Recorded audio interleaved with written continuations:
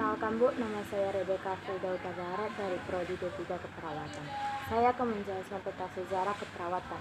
Sejarah keperawatan di dunia diawali pada zaman purbakala sampai pada munculnya Florence Nightingale sebagai pelopor keperawatan yang berasal dari Inggris.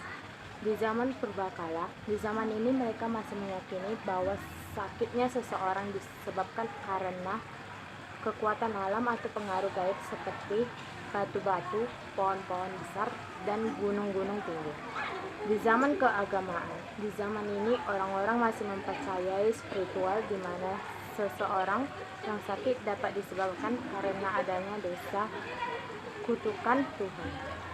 Di zaman Masehi, di mana pada saat itu banyak terbentuk diakones, yaitu suatu organisasi wanita yang bertujuan untuk mengunjungi orang yang sakit, sedangkan laki-laki diberi tugas dalam memberikan perawatan untuk mengubur bayi yang meninggal.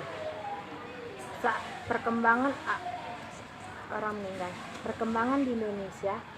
Masa penjajahan Belanda, perkembangan keperawatan di Indonesia dipengaruhi oleh kondisi sosial ekonomi, yaitu pada saat penjajahan kolonial Belanda, Inggris dan Jepang. Pada masa pemerintahan kolonial Belanda, perawat berasal dari penduduk pribumi yang disebut Verteger dengan dibantu Zeven Oppaser sebagai penjaga orang sakit.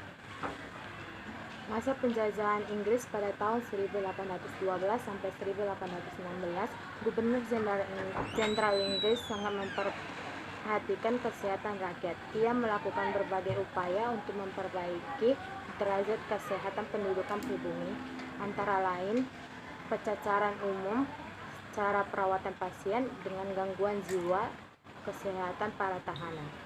Zaman penjajahan Jepang pada tahun 1942 sampai 1945, pada masa ini perkembangan keperawatan mengalami kemunduran dan dalam dunia keperawatan di Indonesia mengalami zaman kegelapan. Tugas keperawatan dilakukan oleh orang-orang tidak pendidikan, akhirnya kekurangan obat sehingga timbulnya wabah. Terima kasih Bu.